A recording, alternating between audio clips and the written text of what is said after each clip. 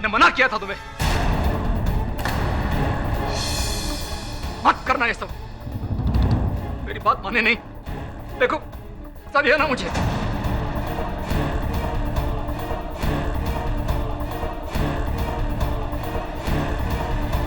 तिलोत्तमा, मैंने ही गुलशन को निखिल की किताब का आखिरी चैप्टर मेल किया था। मिश्रा जी, क्या आपको इस बारे में कोई जानकारी थी? जी नहीं।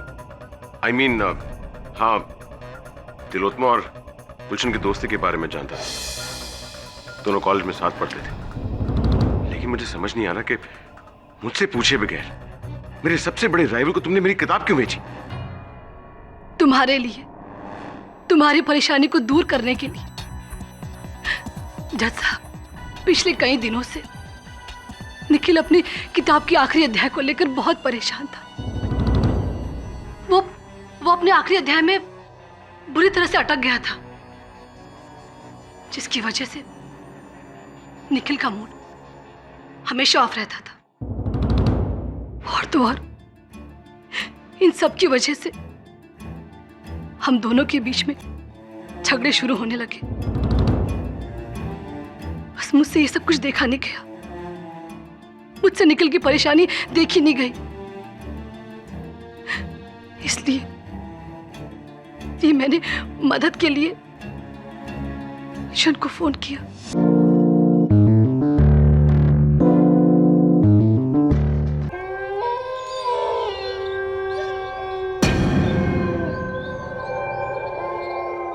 रात के तकरीबन 1:30 बजे थे।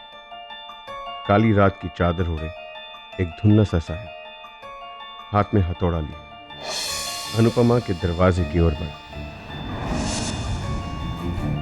कदमों में निश्चय, आंखों में आग और सीने में दफन बस एक ही मकसद, बदला।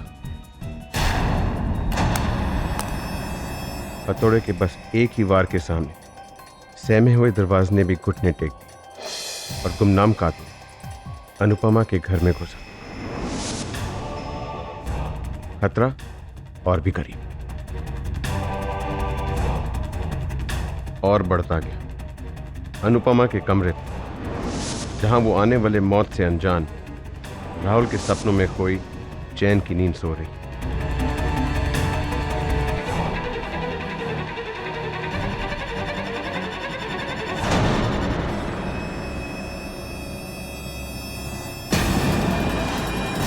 लेकिन मौत का सामान वो हथौड़ा नहीं, वो गुलाबी दुपट्टा था। वो आंचल जिसे कभी राहुल ने थामकर अनुपमा को अपनी बाहों की आगोश में घेरा था, आज यही आंचल अनुपमा को मौत की आगोश में ले जाने वाला था। अनुपमा की आंख खुली तो सिर्फ बंद होने की, क्योंकि फंदा अब गले में था। सांसें हलक में, जान मौत की दहलीज पर। जिंदगी उसका दामन छोड़ रही, हमेशा के लिए। मकसद खत्म हो चुका था, पर कातिल का खेल नहीं। उसने अनुपमा के बेजान शरीर को सीधा किया और फिर अनुपमा के मनपसंद मोगरे के फूलों की सेज बिछाई। उसकी आंखों पर उसके वही 2 लकी सिक्के जो उसके बचपन के दोस्त अनुज को 20 साल पहले दिए थे।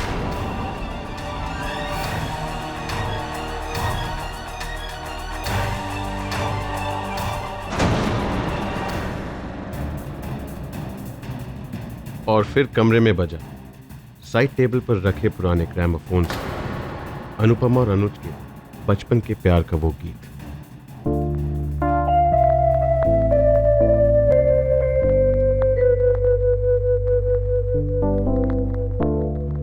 और जिस तरह एक लिखे हुए दस्तावेज का अंत होता है हस्ताक्षर, एक स्प्रे कैन से काले पेंट से कातिल ने अपनी आखिरी सलामी लिखी दीवार पर। तुम मेरी थी, मेरी हो, मेरी रहोगी।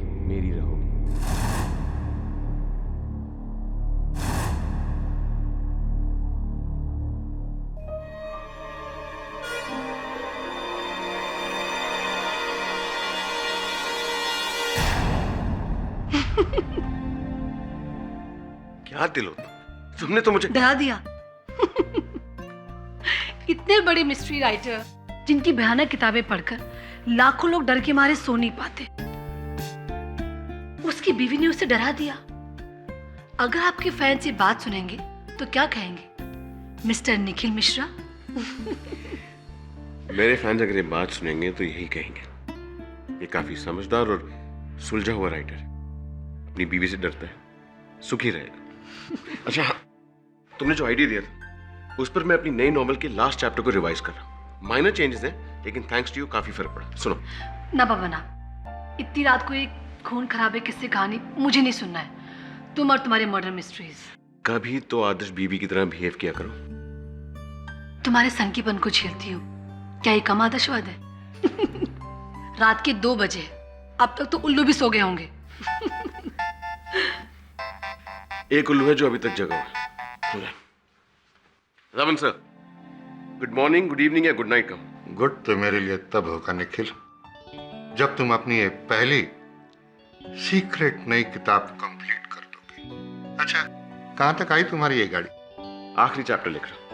आज फ्राइडे है, मंडे को पूरा का पूरा नॉवल आपके पब्लिशिंग हाउस भेज दूंगा। ये बात पिछले 8 फ्राइडे से तुम मुझसे कहते आ रहे हो निखिल। पता नहीं कब आएगा तुम्हारा ये मंडे। तुम्हारे फैंस की जो ये लंबी लाइन लगी है ना, उसमें सबसे आगे हम ही तो खड़े हैं, जो पूरी बेसब्री के साथ इंतजार कर रहे हैं तुम्हारी अगली सुपरहिट नॉवेल का। नहीं सर, आप मेरे फैन नहीं, आप मेरे मेंटोर, मेरे अन्नदाता। अगर आप नहीं छापेंगे तो मेरे लिखने का क्या फायदा? Monday I promise. कहानी कैसे जा रही है आगे? यूं समझ लीजिए कि जान ले लेगी। Great great great. Good night. Well thanks. Raman साहब, उठा ही सही कभी हमारी भी तारीफ कर दिया कीजिए। भाई राइटर हम भी बुरे नहीं है, जो भी लिखते हैं दिल से लिखते हैं। और क्या? अरे सर, पिछली बार मेरी और उसकी बुक के सेल्स में सिर्फ 1000 कॉपीज का फर्क हाँ था। हाँ बिल्कुल। हम भी कुछ कम हिट राइटर नहीं है सर। वो बात नहीं है Tripathi, but just to quote काली है, और भी दुनिया में लेखक बहुत अच्छे। निखिल मिश्रा का है अंदाज़े बयां है कुछ और। Cheers cheers संगमन।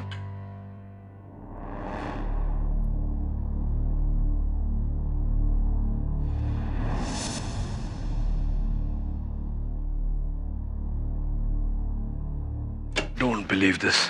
मिसेस बिलिमोरिया, बाहर का मेन डोर आपने ठीक नहीं कराया अभी तक।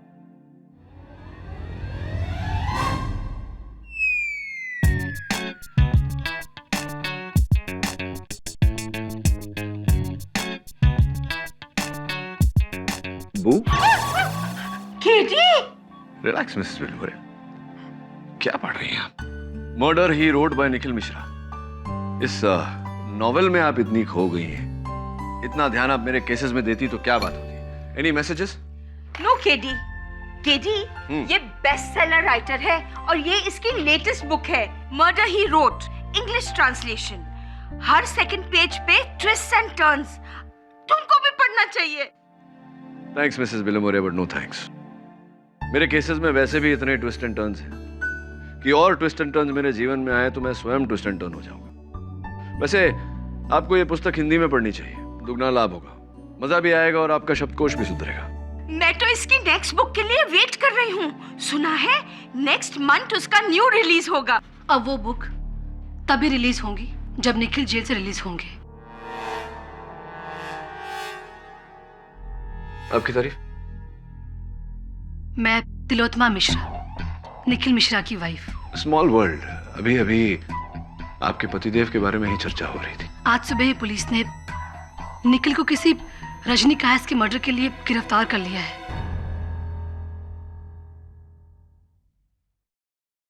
निखिल की नई नॉवेल मौत के परिंदे, उसमें अनुपमा का मर्डर बिल्कुल उसी तरह से होता है जिस तरह से रजनी का मर्डर हुआ। मेरा मतलब है कि हर डिटेल, हर चीज, सब कुछ same to same. Mrs Mishra, मुझे यहाँ कोई समस्या नजर नहीं आ रही। निखिल जी की पुस्तकें लाखों लोग पढ़ते हैं। हो सकता है किसी व्यक्ति ने ये पुस्तक पढ़कर उसकी नकल की हो।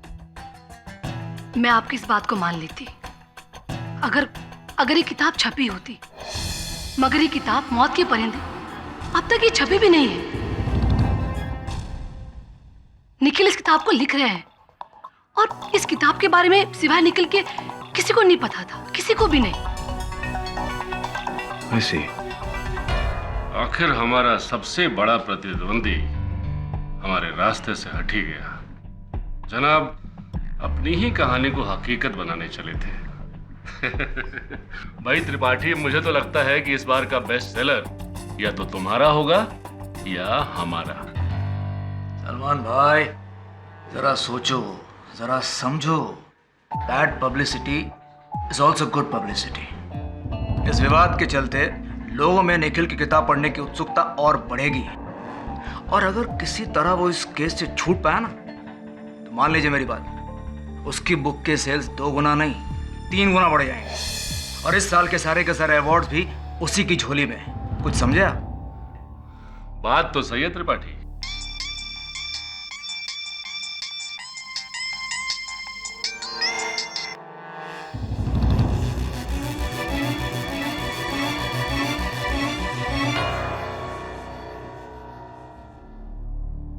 ओह मिस्टर केडी पाठक, आप सोच भी नहीं सकते मुझे कितना सुकून मिला है ये सुनकर कि निखिल का केस आप लड़ रहे हैं।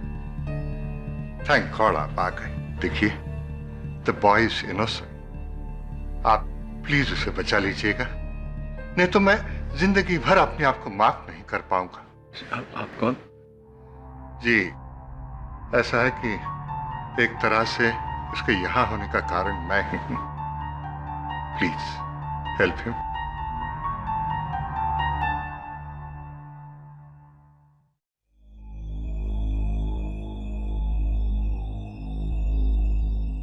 मिश्रा जी, ये कौन थे? श्रीश धवन मेरे पब्लिशर हैं। मेरी पहली नॉवल इन्होंने पब्लिश की थी। काफी उपकार है इनके मुझ पर। ऐसी ये बताइए मिश्रा जी, आपने अपनी नई पुस्तक किसी को पढ़ने दी थी? मैं अपने काम को लेकर काफी सीक्रेटिव रहता हूँ केडी। जब तक पहला ड्राफ्ट नहीं बन जाता मैं किसी को नहीं सुनाता। मिश्रा जी, स्पष्ट है कि कोई तो व्यक्ति है जिसने आपकी ये नई पुस्तक पढ़ी और फिर आपकी पटकथा की नकल करके रजनीकांत की हत्या की। No chance. मेरी कहानी की एक ही कॉपी है जो मेरे लैपटॉप पर है, जिसका पासवर्ड सिर्फ मेरे पास है, मेरी वाइफ के पास भी नहीं। और ये प्रिंटआउट्स मैंने खुद निकाले, एक ही सेट। मुझे तो ऐसा लगता है कि किसी ने मेरी किताब पढ़ के नहीं बल्कि मेरा दिमाग पढ़ के खून किया, मुझे फंसाने के लिए। रजनी को जानते थे आप? नहीं, सुना है कि वो किसी बड़े इंडस्ट्रियलिस्ट की बेटी थी, लेकिन जहां तक मेरी समझ है मेरी कहानी की पात्र अनुपमा और रजनी में कोई समानता नहीं। दोनों की हत्याओं में तो है नहीं है।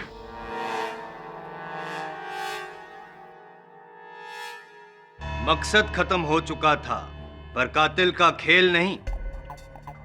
उसने अनुपमा के बेजान शरीर को सीधा किया और फिर अनुपमा के मनपसंद मोगरे के फूलों की सेज बिछाई, और फिर उसी फूलों से उसके शरीर को ढका और उसकी आंखों पर उसके वही 2 लकी सिक्के जो उसके बचपन के दोस्त अनुज को 20 साल पहले दिए थे और रखे।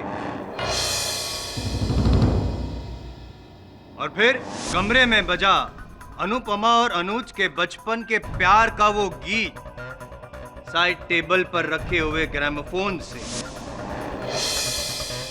और जिस तरह एक लिखे हुए दस्तावेज का अंत होता है हस्ताक्षर, एक स्प्रे कैन से ब्लैक पेंट से कातिल ने आखिरी सलामी लिखी दीवार पर, तुम मेरी थी, मेरी हो और मेरी रहोगी। रोंगटे खड़े हो गए। कमाल लिखते हैं आपके हाथों में जादू है। मतलब इतनी गहराई से लिखते हैं आप कि पढ़ने वाले को तो यूं खून यूं सामने होते हुए दिखता है। फिर क्यों? फिर क्यों यूं प्रैक्टिकली फिजिकली जाकर खून करने की क्या जरूरत क्या थी? है आई ऑब्जेक्ट योर ऑनर। अब तक ये प्रमाणित नहीं हुआ है कि मेरे मुवक्किल ने रजनी कायस्थ की हत्या की है। हत्या स्थल पर किसी की उंगलियों के निशान नहीं पाए गए, कोई ऐसा सुराग भी नहीं पाया गया योर ऑनर जो इस बात का संकेत हो कि निखिल मिश्रा जी ने रजनी जी की हत्या की है। Objection sustain. साबित नहीं हुआ तो कर देंगे 10 मिनट। योर ऑनर, अब तो आप भी जान गए होंगे और मान भी लेंगे कि रजनी कायस्थ का खून हूबहू बिल्कुल उसी तरह हुआ है जिस तरह से निखिल मिश्रा चाहते थे। हाँ सॉरी, जिस तरह से उन्होंने लिखा था। जी नहीं, ऐसा नहीं। स्पष्ट किए देता हूं। किताब में गुलाबी रंग के दुपट्टे का जिक्र है, जबकि हत्या नीले रंग के दुपट्टे से की गई है।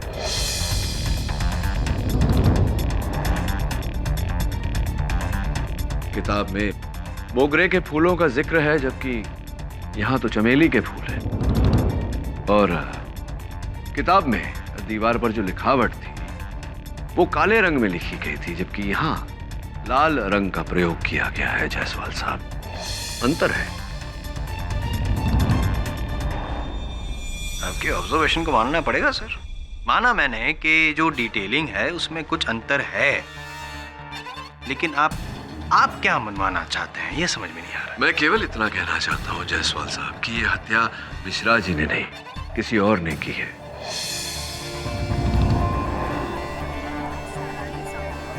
अगर ये हत्या मिश्रा जी ने की होती तो स्वयं इनकी लिखी हुई जानकारी ये क्यों भूल जाते? कम ऑन पाठक साहब, अब दुपट्टे का रंग नीला ना हो के गुलाबी हो गया तो क्या हुआ? दुपट्टे का रंग बदला है, खून का रंग नहीं। और जैसे कि मिश्रा जी की किताब में जो क्या विस्तृत रूप से जो वर्णन किया गया है, वो फूल, वो ग्रामोफोन, व्हाटएवर, खून भी उसी तरह से हुआ ना।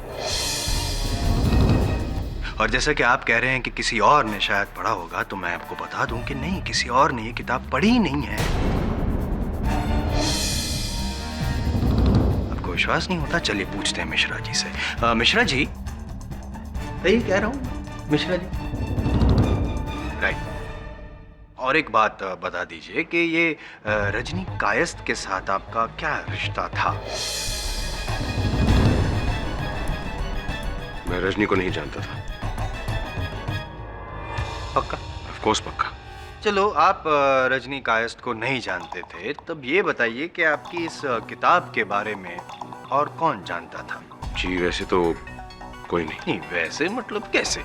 आई मीन मेरी वाइफ तिलोत्मा जानती थी मेरे बुक के बारे में, लेकिन इतनी डिटेल में नहीं। इतनी डिटेल में नहीं पता था कि जिस तरह से डिटेलिंग में वर्णन किया गया था किताब में, उस डिटेलिंग से वो खून कर सके। यही कहना चाहते हैं ना?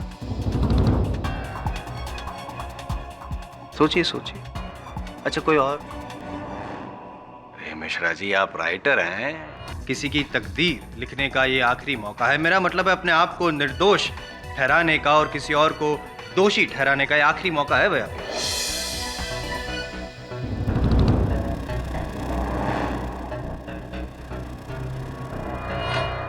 जी नहीं, ऐसा कोई और नहीं है जो मेरी किताब को इस बारीकी से जानता हो। प्रश्न है मेरे मन में जायसवाल साहब। मेरे लिए, इनके लिए? नहीं, आप ही के लिए, क्योंकि आप ही ने अभी कहा कि मिश्रा जी के अतिरिक्त और किसी को इनकी पुस्तक के बारे में ज्ञान नहीं था। तो मैं आपसे पूछना चाहता हूँ कि जब पुलिस ने इन्हें गिरफ्तार किया तो इन पर संदेह जाने का कारण ये था कि हत्या का वर्णन और इनकी पुस्तक में हत्या का वर्णन मेल खाते हैं। पुलिस को कैसे पता चला? पुलिस ने तो यह किताब पढ़ी नहीं थी। Am I right or am I right?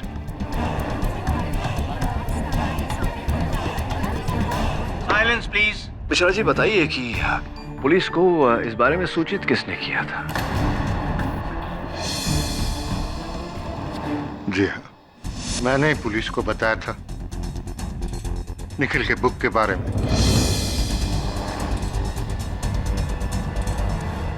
हाँ धवन साहब, ये तो हम जानते हैं। मेरा प्रश्न ये है कि निखिल जी के कथन के अनुसार केवल ये ही जानते थे अपनी पुस्तक के बारे में आपको इस पुस्तक की जानकारी कहां से मिली? पिछले महीने निखिल अपना लैपटॉप लेकर मेरे ऑफिस में आया था अपने प्रोग्रेस के बारे में बताने के लिए। खुद तो उसने अपनी किताब के बारे में कुछ नहीं बताया, बट आई वॉज क्यूरियस। इसलिए जब वो उठकर बाथरूम चला गया, मैंने उसके लैपटॉप को घुमाकर जो उसने लिखा था पढ़ लिया।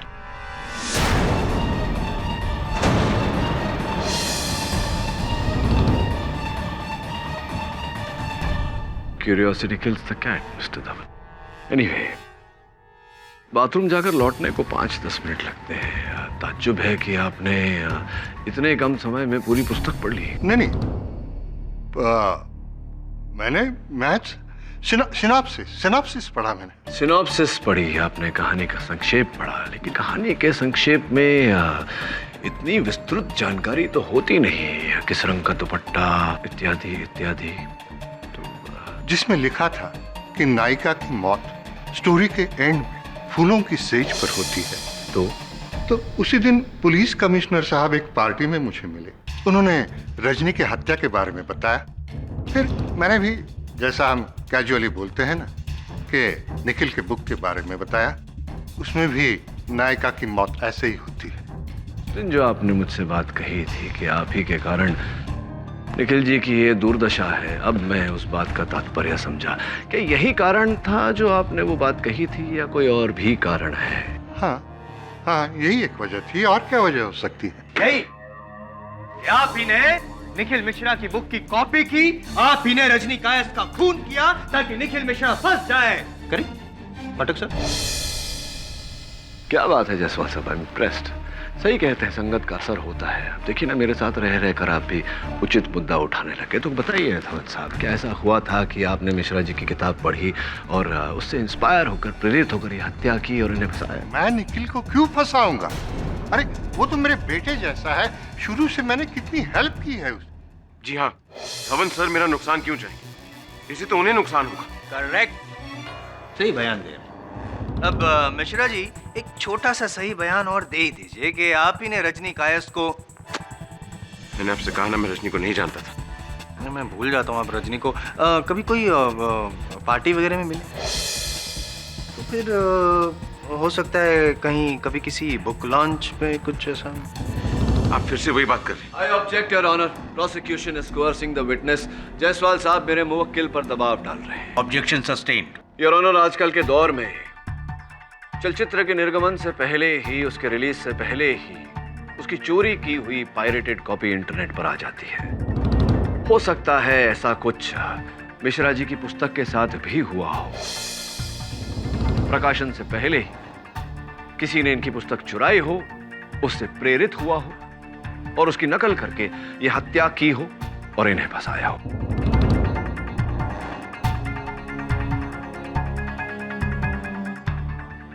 सवाल, पाठक साहब सिर्फ सवाल उठा रहे हैं जो कोई भी उठा सकता है और ऑनर। कब, क्यों, कहां, कैसे, अदालत में तो ये सब चलते रहता है। लेकिन जवाब, जब तक सवाल का जवाब ना हो तब तक सवाल में दम नहीं होता है। मैं सवाल पूछने के साथ साथ जायसवाल साहब किसी को अपनी कुर्सी से उठाकर यहां तक लाना चाह रहा था ताकि वो यहां आकर मेरे प्रश्न का उत्तर दे। योर ऑनर, मैं मिस्टर गुलशन त्रिपाठी को कटघरे में बुलाने की अनुमति चाहता हूँ। मिस्टर गुलशन त्रिपाठी, आप भी एक लेखक हैं। मिश्रा जी की तरह अनेक रोमांच से भरे मर्डर मिस्ट्रीज लिखे हैं आपने, क्या यह सत्य है? जी। तो एक प्रकार से तो आप मिश्रा जी के प्रतिद्वंदी हुए। जी। क्या बात है, आप इतना डर क्यों रहे? पानी पिएंगे? नहीं, मैं ठीक हूँ। दरअसल ये इन्होंने इनकी नॉवेल में क्या लिखा है मुझे कुछ नहीं मालूम। क्या ना कि हम लोग हमारे काम कभी शेयर नहीं करते। गुलशन त्रिपाठी @zingmail.com आप ही का ईमेल आईडी। तो आप अपना ईमेल चेक करते हैं रोजाना या हर दूसरे दिन? जी, दूसरे दिन। कुछ समय पहले एक ईमेल भेजा आ गया था। ये जो है त्रिपाठी साहब, ये मिश्रा जी के लैपटॉप से निकाली गई इनके ईमेल आईडी की सेंट बॉक्स की इसका प्रिंट आउट है, यहाँ देखिए, gulshan.tripathi@gmail.com। इसके साथ में एक अटैचमेंट भी है, मौत के परिंदे, अंतिम अध्याय, द फाइनल चैप्टर।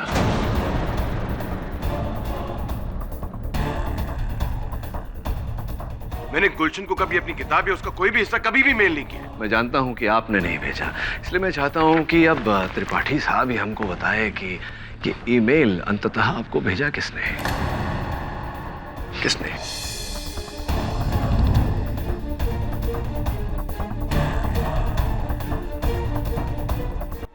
मैंने मना किया था तुम्हें, मत करना ये सब। मेरी बात माने नहीं, देखो सदिया ना मुझे।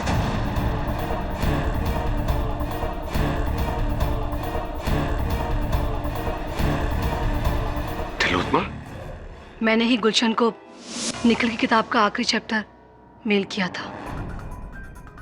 मिश्रा जी, क्या आपको इस बारे में कोई जानकारी थी? जी नहीं। I mean, हाँ, तिलोत्मा और गुलशन की दोस्ती के बारे में जानता था। दोनों कॉलेज में साथ पढ़ते थे, लेकिन मुझे समझ नहीं आ रहा कि मुझसे पूछे बगैर मेरे सबसे बड़े राइवल को तुमने मेरी किताब क्यों भेजी? तुम्हारे लिए, तुम्हारी परेशानी को दूर करने के लिए। जज साहब, पिछले कई दिनों से निखिल अपनी किताब की आखिरी अध्याय को लेकर बहुत परेशान था। वो अपने आखिरी अध्याय में बुरी तरह से अटक गया था, जिसकी वजह से निखिल का मूड हमेशा ऑफ रहता था। और तो और इन सब की वजह से हम दोनों के बीच में झगड़े शुरू होने लगे। बस मुझसे ये सब कुछ देखा नहीं गया, मुझसे निखिल की परेशानी देखी नहीं गई। इसलिए मैंने मदद के लिए ईशन को फोन किया। क्या मुझे निखिल की नई बुक का ड्राफ्ट मेल करना चाहती हो? मगर क्यों? ताकि तुम वो आखिरी चैप्टर पढ़कर निखिल की मदद कर सको, उसे कोई सलाह दे सको, जिससे वो अपनी बुक पूरी कर सके। गुलशन, मैं जानती हूँ कि निखिल की तरह तुम भी एक एक्सपर्ट मिस्ट्री राइटर हो। वो मेरी सलाह क्यों लेगा? तुम जानती हो ना, वो तो मुझसे चिढ़ता है। देखो गुलशन, तुम अपनी राय, अपनी सलाह मुझे बता देना और मैं निखिल को, और उसे पता नहीं चलेगा कि मैंने तुमसे मदद ली है।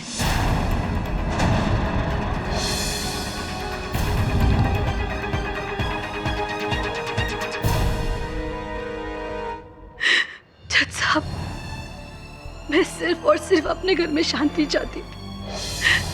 निखिल, मेरा यकीन मानो, मेरा कोई बुरा मकसद नहीं था मेरा कोई बुरा मकसद। क्षमा मांगने का समय मिलेगा आपको। योर ऑनर, रजनी कायस्थ हत्याकांड में पुलिस का निखिल मिश्रा जी पर संदेह जाने का एक ही कारण है कि इनकी पुस्तक में हत्या का विवरण और असल हत्या का विवरण मेल खाता है। अब तक अदालत के समक्ष ये बात थी कि मिश्रा जी के अतिरिक्त और किसी व्यक्ति को भी इस विवरण के बारे में कोई जानकारी नहीं थी। अब अदालत में यह स्पष्ट हो चुका है कि 3 और व्यक्ति इस पुस्तक के बारे में जानते थे। सर्वप्रथम इनके प्रकाशक श्री शिरीष धवन, द्वितीय इनकी धर्मपत्नी श्रीमती तिलोत्मा मिश्रा, और तीसरे इनकी पत्नी के घनिष्ठ मित्र श्री गुलशन त्रिपाठी जी। इसके चलते योर ऑनर, मेरे मुवक्किल पर संदेह 75% कम हो जाता है, और मुझे पूरी अपेक्षा है कि मेरे होनहार मित्र भी मेरी इस बात से सहमत होंगे। जी नहीं, आपने कहा और मैंने माना, ऐसा होगा नहीं।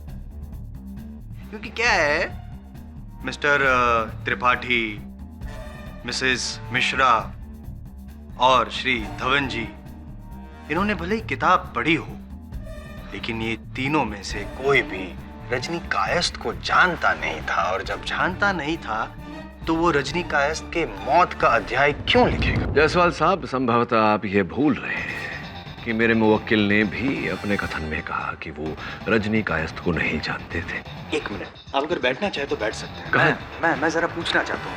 हाँ, मिश्रा जी से। Be my guest. हाँ मिश्रा जी, जैसे कि अभी पाठक साहब ने बताया कि मैं भूल रहा हूँ, आपने जो वो स्टेटमेंट दिया था, कहीं ऐसा तो नहीं कि आप भी भूल रहे हैं कि आपका रजनी कायस्थ के साथ कोई रिश्ता था? कहीं ऐसा? अगेन, मैंने आपसे कहा ना, मैं रजनी को नहीं जानता। रजनी और मेरा क्या ताल्लुक? यही तो मैं पूछ रहा हूँ, रजनी से आपका क्या ताल्लुक? आप फिर से? नहीं, just trying to be sure, that's it. मतलब रजनी को आप नहीं जानते, कभी किसी भी तरह से कोई मुलाकात हुई नहीं है, जान पहचान, मतलब कोई फेसबुक या ट्विटर या कुछ? ओ बाबा, गुस्सा, डर गया मैं। चलो ठीक है, आपकी बात को मैं मान लेता हूं पाठक साहब कि वो रजनी कायस्थ को नहीं जानते थे। शायद रजनी कायस्थ आपको बहुत अच्छी तरह से जानती थी मिश्रा जी, नहीं?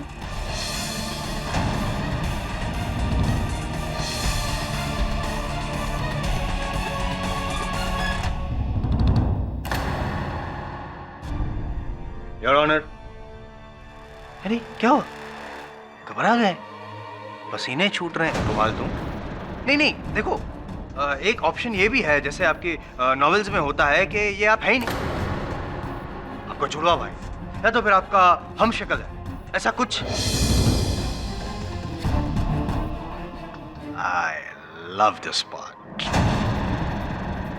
गहरी खामोशी, your honour, silence speaks 1,000 words.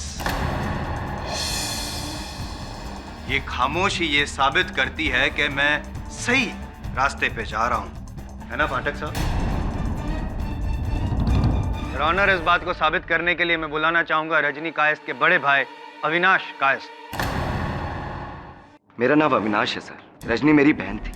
उसकी मौत से 1 हफ्ता पहले वो मेरे पास आई थी और उसने... रजनी, क्या बात? मैं देख रहा हूँ बहुत दिनों से बहुत परेशान हूँ। कुछ नहीं भैया। भाई हूँ तुम्हारा, बोलो क्या बात? भैया वो कोई है जिससे मैं प्यार करती थी। 6 महीने से हमारा अफेयर था, लेकिन अब नहीं है। मैं उससे रिश्ता तोड़ना चाहती हूँ, लेकिन वो मान नहीं रहा, धमका रहा है मुझे, इमोशनल ब्लैकमेल। कौन है वो? एक राइटर है। नाम तो होगा ना उसका? फॉरगेट इट भैया, मैं उसे भूल चुकी हूँ। शादीशुदा आदमी है। उसके प्यार में पड़कर मैंने बहुत बड़ी गलती करी। मैं बात करूँ उससे? नहीं भैया, फॉरगेट इट, मैं हैंडल कर लूंगी, आप चिंता मत कीजिए। अगर मुझे पता होता कि तुम ही निखिल मिश्रा हो, तुम्हारे घर में घुस के तुम्हें मारता। और जब तक मुझे पता चला, बहुत देर हो चुकी थी। हाँ अविनाश जी, अफसोस, देर तो हो चुकी थी, लेकिन अब आयम जायसवाल अंधेर नहीं होने देगा इस अदालत में।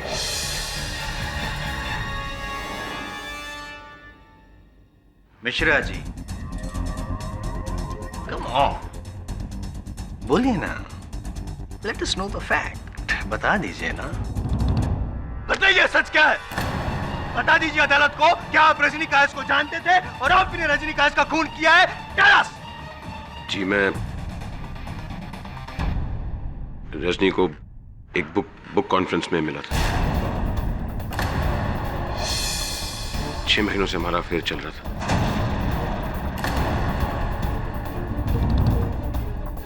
तिलोत्मा या किसी और को इस बारे में कुछ नहीं पता था।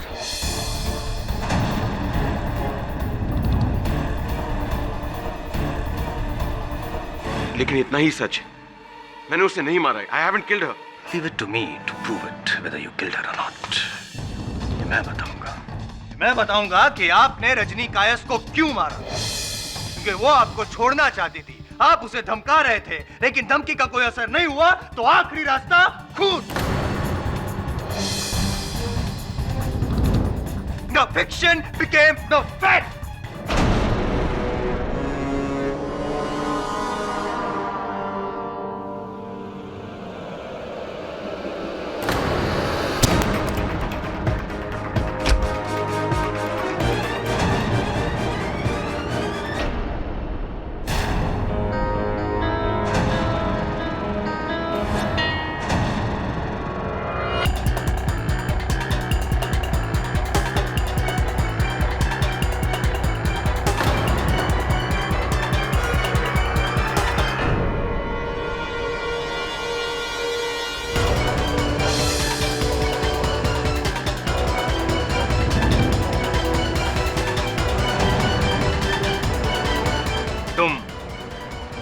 मेरी थी, मेरी हो और मेरी रहोगी।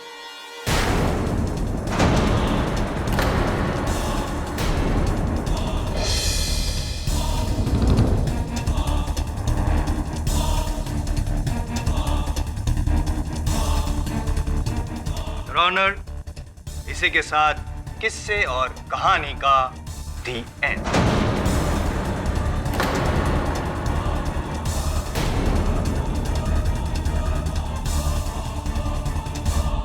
केरी, आई एम रियली सॉरी, मुझसे बहुत बड़ी भूल हो गई। पर मैं और क्या करता? मैं कैसे सबको बता देता कि मेरा रजनी के साथ अफेयर था? ये बात तिलोत्मा को पता चल जाती, पुलिस को सारी दुनिया को पता चल जाती। इससे मेरा केस तो खराब होता है, लेकिन साथ ही साथ मेरी इमेज भी खराब हो जाती। इमेज? आपको इमेज की पड़ी है? यहां आपका जीवन दांव पर लगा हुआ है, उसका कुछ नहीं। अब इसके बाद तो प्रोसिक्यूशन को छोड़िए, मुझे संदेह हो रहा है कि रजनी की हत्या आपने की है, किसी और को नहीं। मुझे तो बताना चाहिए था। केरी, आई एम रियली सॉरी। अच्छा, एक बात है जो मैंने किसी को नहीं बताई। बताइए, क्या है? ये है कि मैंने तुमसे कहा था कि मैंने अपनी कहानी किसी के साथ शेयर नहीं की थी, लेकिन अपनी अधूरी नॉवल की कॉपी मैंने रजनी को दी थी। सुपर्ब, कमाल करते हैं आप मिश्रा जी। एक तो इतना बड़ा सच मुझसे छुपाया, और फिर आपने अपने उपन्यास की कॉपी रजनी को दी, ये बात भी नहीं बताई। अब बता रहे हैं। दरअसल बात यह है कि वो मेरी बहुत बड़ी फैन थी, और मैंने उससे वादा किया था कि अपनी नॉवल मौत के परिंदे की पहली कॉपी उससे ही लूंगा।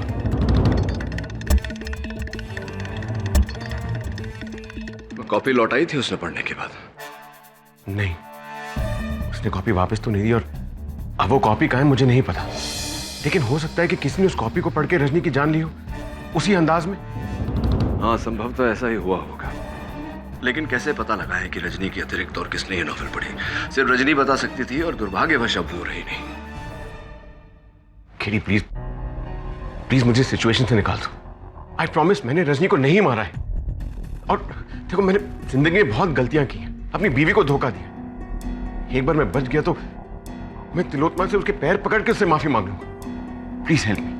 और कोई ऐसी बात है जो आपने मुझे नहीं बताई?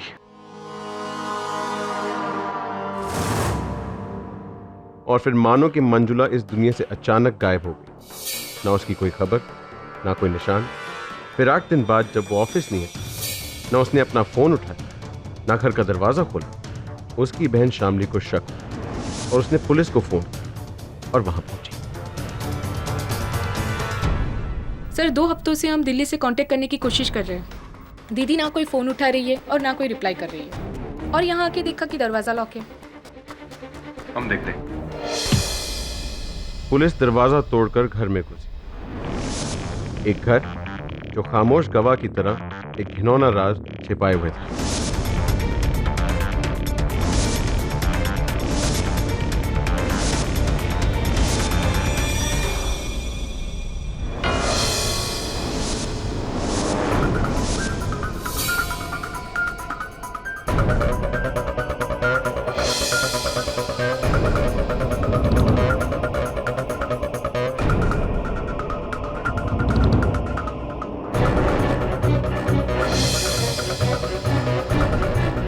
और फ्रिज खोलते ही उसमें मिली 2 हफ्तों से जमी शामली की लाश।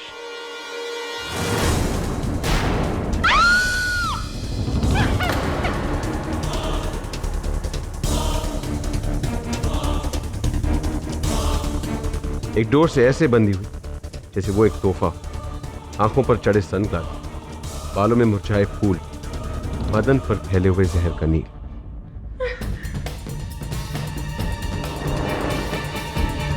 सर, दीदी की फोटो मिला है। निखिल मिश्रा, उसकी एक और प्रेम कहानी। 19 जून का डेट।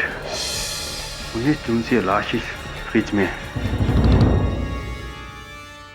इसके एक दिन बाद रजनी कायस्थ का खून हुआ था, 20 जून को, जब निखिल मिश्रा आजाद था। एक और कत्ल।